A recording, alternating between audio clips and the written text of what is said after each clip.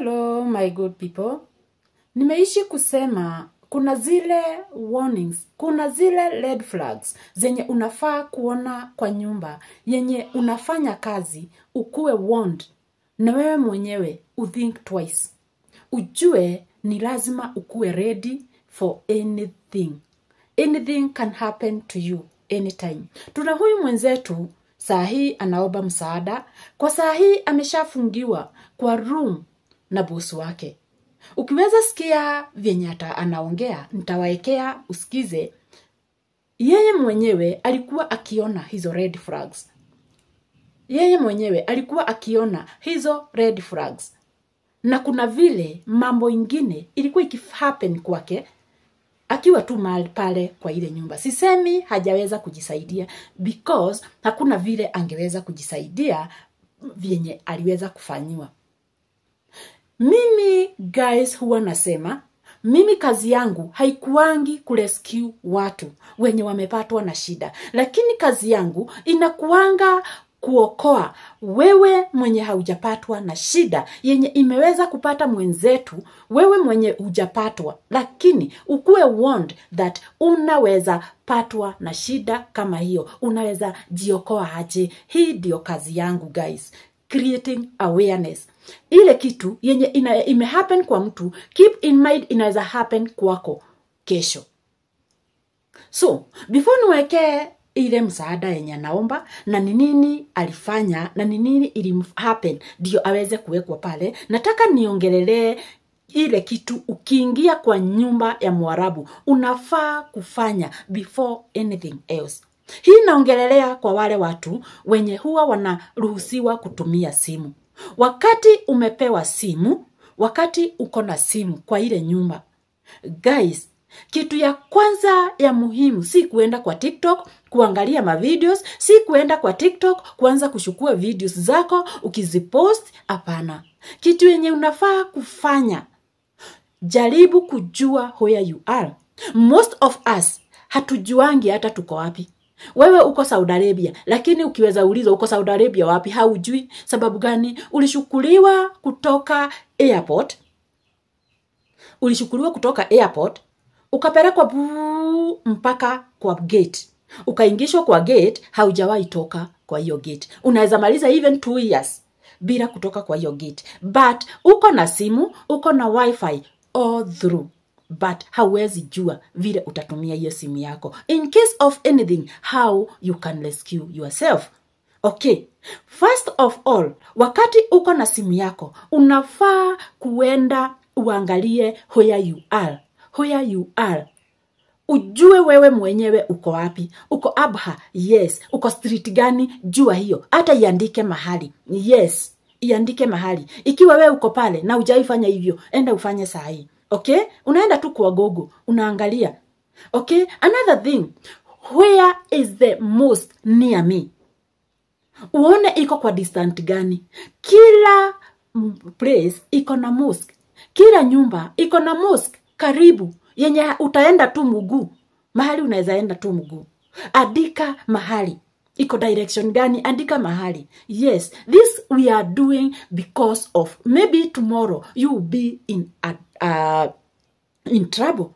How will you rescue yourself before people come to rescue you? Yes. Another thing, know where is the police station near me. Enda Google. Uko na wifi, free wifi. You are not paying. You have a phone. Let us not be using your phone only in YouTube, TikTok and Facebook. No. Hapana, kwenda tu kutusi watu kwa Facebook, kwa YouTube, unakuja tu kwa page yangu kunitusi, unaenda kwa kutusi watu wenye wameposti vitu zao. Jifunze kujua in case of anything. Kaanga ukijua in case of anything, what can I do? What can I do? How can I rescue myself before others come to rescue me? Yes. Another thing yenye ni ya muhimu sana, wewe mwenyewe kaa ukijua simu yako, Gmail yenye iko kwa simu yako inakuanga password gani. This is to help you in one way. In case unyang'anywe hiyo simu, utaweza enda uweke Gmail yako kwa simu ya mtu mwingine, ama hata ununue simu nyingine uweze kupata everything that was in your phone. I know most of us don't know this. Ukiwa na Gmail umeweka kwa simu yako, ikiwa ni contacts zisefungu kwa Gmail. Yes, wacha kusefungu contacts kwa phone. Kuwa ukisave everything in Gmail. So, wakati maybe simu yako hata imepotea, imepotea, in case hawa watu wamekuja wamekunyang'anya simu yako, utaenda, unaweza toka, hata uende, uambie mtu, mimi simu yangu, Gmail yangu ni hii. Mtu anaweza eka hiyo Gmail kwa simu yake, akusaidie, aweze kupata everything. Another thing that I have been talking about it years and years, ni kuwa umeweka contract yako, contract paper yenye ulienda nayo. Kila mmoja wetu huwa tunakuja gov na ni lazima upewe contract paper yenye ulisign. Wengi wetu hata hatusainingi, huwa tunarukarukishwa na maagent. Yeye mwenyewe ndiye anakusainia, hata hatujuangi tunapewa pesa ngapi. Yes, na inakuanga imeandikwa pale. Wengi wetu hata hatushughulikangi, hatujui hata hiyo paper ilikuwa ya nini, sababu ulipewa mapapers mingi. Kuwa makini sana. Hizi ni vitu za kukusaidia. Okay, another thing, kuwa na your passport number. Wengi wetu wakati ulipewa passport hata ujuangi namba yako, hata hakuna mahali uliwaiweka, haujuangi. Kuwa na passport number yako.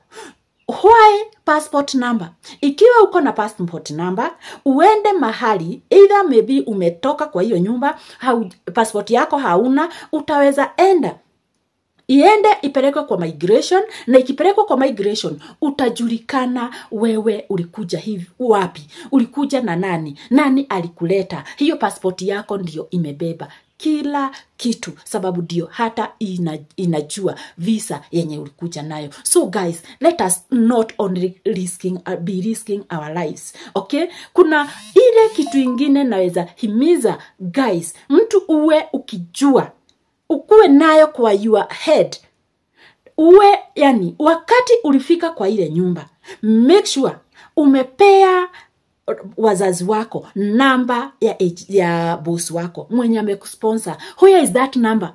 Wengi wetu hata hawajuangi. Wengi wetu hata hawajui hiyo namba inakuanga wapi, na unakuanga na namba ya boss wako. Wengi wetu hata ukimuuliza anakuambia mimi sijui namba ya boss wangu, hajawahi nipea. Iko kwa contract yako. Yule sponsor mwenye alikusponsor, jua ni nani kwa ile boma yenye uko, ni nani amekusponsor. Sababu unaweza kuwa umesponsiwa na mama. Yes, unaweza kuwa umesponsiwa na baba. Yes, huwa hata wanapeana jina ya kijana yao, either son or daughter, ndiye anakusponsor. Nani anakusponsor kwa ile nyumba?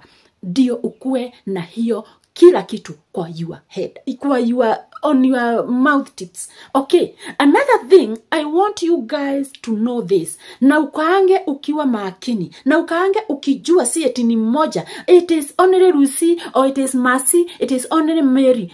Even you, mwenye unaona kama umekaa mahali pazuri, mwenye unaona kama boss wako ni angels, mwenye unaona kama boss wako ni wazuri sana, wanaweza geuka. Hawa watu wanakuanga wanyama na wanakuanga chameleon. I have been saying this many times. Kitu yenye ya muhimu sana, wakati unaona kama huyu msichana vyenye alifungiwa kwa hiyo room, bahati yake ako na simu, anaomba msaada, ukisikiza vyenye ana explain, hautasikia akisema kwenye yako. Hautasikia akisema wazazi wake ni akina nani. Hawezi sikia akipeana hata namba ya wazazi wake ama namba ya boss wake. Wakati unataka kuomba msaada kama vyenye huyu msichana alipatikana, enda in this way. Don't go and explain so many things. Inaweza maliza madakika yenye haitaweza kupatikana. So, enda upeane na hii formula. Peana majina yako. Mimi niko Saudi Arabia. Ninatoka mahali kunaitwa Abha. Niko na boss wangu, namba ya boss wangu ni hii. Namba yangu ni hii. Namba ya wazazi wangu, peana hata namba ya wazazi wako. In case of anything, then peana hata namba ya agent wako. Uko na namba ya agent wako, hujaipeana, utatresiwa aje? Hata ikiwa umeenda missing, wamekuja wamekunyang'anya hiyo simu, wamekuja wamekukatia hiyo wifi, utapatikana aje? Haukupeana namba yenye unaweza pigiwa hata direct, haukupeana namba ya agent wako, haukupeana hata agent mwenye ulikuja na yeye, haukupeana. Hizi ndizo details zenye unafaa kupeana wakati unaomba msaada. I hope I have explained all. Once again, I usually don't rescue people. Yes, what I usually do is only to advise you what you can do, how you can help yourself, how you can rescue yourself from things. Yes, just creating awareness. Hello guys, mambo zenu. Team Strong. Mimi naitwa Charity. Kwetu nilitokto. Place najiita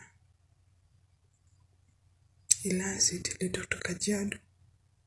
Guys, I'm not in a good condition. Hata kidogo. I'm not in a good condition. Hapa mahali mnaniona. Mama sijui daki kwa wapi. You can't imagine amenilokia mlango. Na sijui ni yake ni nini. Na sijui ni kwa nini amenifungia mlango. Niko tu hapa ndani. Hii room venye mnaiona hivi haina dirisha na hii joto yote. Hakuna hata mkf hivi venye mnaniona. So anytime kunaweza tokea anything. Mimi naomba tu mniombe. Na wenye tulikuja na wenyewe hope wataona hii video. Nisaidie tu kushare. I'm not in a good condition hata kidogo. Na chanzo ni, imagine nafanya kazi 15 hours, naamka 7 na lala 10. Mama hataki kunipea food. Hakuna manguo za kubadilisha. Unaona? The other thing, mimi house to house. Nimejaribu kupigia agent wangu wa Kenya. You can't imagine chenye alinijipa, akaniambia eti alispend pesa mob sana kunileta Saudia. Na sijai mlipa chochote. So chenye nataka 40,000 ama niache nikufie huku. That's what alinijibu. Nimejaribu kuongea na ofisi ya huku. Ofisi ya huku wameniambia ningoje waone wenye watanisaidia. Naona niko hapa amenilokea mlango, imagine. Nimekaa tu. Bahati mzuri hata nivile niko na simu yangu. Alafu kitu kingine, yeye anajuaga hii room hakunaga wifi. So hapo penye mnaniona penye nimesimama hapa, ndipo wifi huwa inafika. You can't imagine, unaona nakaga hiyo TV ya kamera ikiwa hivyo. Hakuna hata kuzima nani. Hakuna hata kuzima lights. Nakaga nazo hivyo. Amenifungia mlango na ametoka ameenda. Aliniamsha 5. Nikafanya usafi. Akarudi akaniambia niende nikae huku chini. Niko chini kabisa na hata maji ya kunywa sina guys. Naombeni mnisaidie sana. Mnisaidie sana kwa maombi. At least nione kama ofisi watajaribu wanitoe hapa leo. Please. Let us pray for this girl. Aweze kupata msaada. Atolewe kwa ile nyumba. Either ofisi iweze kumshukua ama hawa watu wakose imani mpaka wamrudishe kwa ofisi. Sababu mnajua hawa watu vyenye wanakuanga. Thank you guys for watching. Continue subscribing, like, comment and share.